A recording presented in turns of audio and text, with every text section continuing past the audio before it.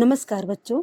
आज हम नियोजन अध्याय के अंतर्गत एक महत्वपूर्ण विषय प्रभावी नियोजन का आधार या श्रेष्ठ नियोजन के आवश्यक लक्षण के बारे में समझेंगे।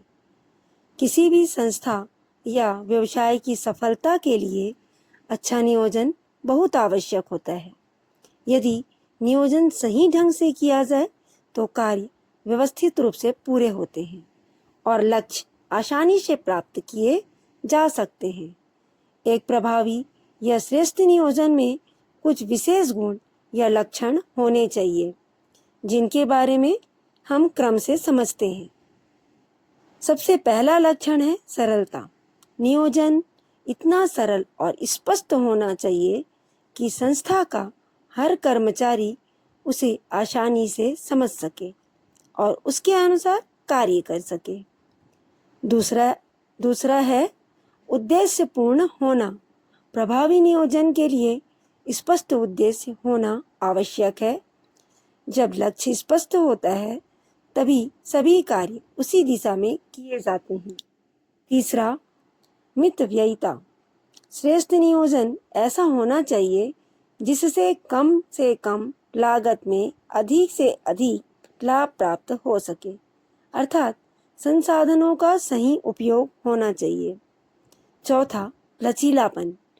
परिस्थितियां समय के साथ बदलती रहती हैं, इसलिए नियोजन में लचीलापन होना चाहिए ताकि आवश्यकता पड़ने पर उसमें परिवर्तन किया जा सके। पांचवा लक्षण है व्यवहारिकता।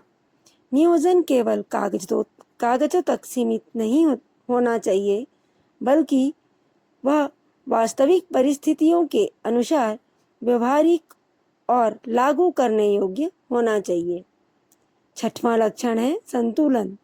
एक श्रेष्ठ नियोजन में विभिन्न कार्यों और संसाधनों के बीच संतुलन होना चाहिए ताकि कार्यों को प्रभावी ढंग से पूरा किया जा सके।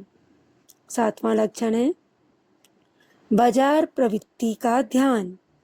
नियोजन बनाते समय बाजार की स्थिति, ग्राहकों की मांग और प्रतिस्पर्धियों की नीतियों को ध्यान में रखना बहुत जरूरी होता है।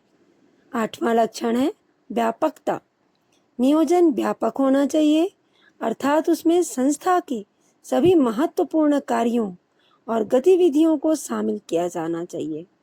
नौवां लक्षण है सहभागिता। नियोजन बनाते समय संस्था के कर्मचारियों और सहयोगियों की भागीदारी भी महत्वपूर्ण होती है, जिससे योजनाओं के निर्माण और क्रियान्वयन में सहयोग मिलता है। और अंत में 10वां लक्षण है भविष्य दृष्टि। नियोजन करते समय भविष्य की परिस्थितियों और संभावित परिवर्तनों को ध्यान में रखना चाहिए। इस प्रकार हम कह सकते हैं कि यदि नियोजन में ये सभी गुण होते हैं तो वह प्रभावी और सफल नियोजन कहलाता है। धन्यवाद।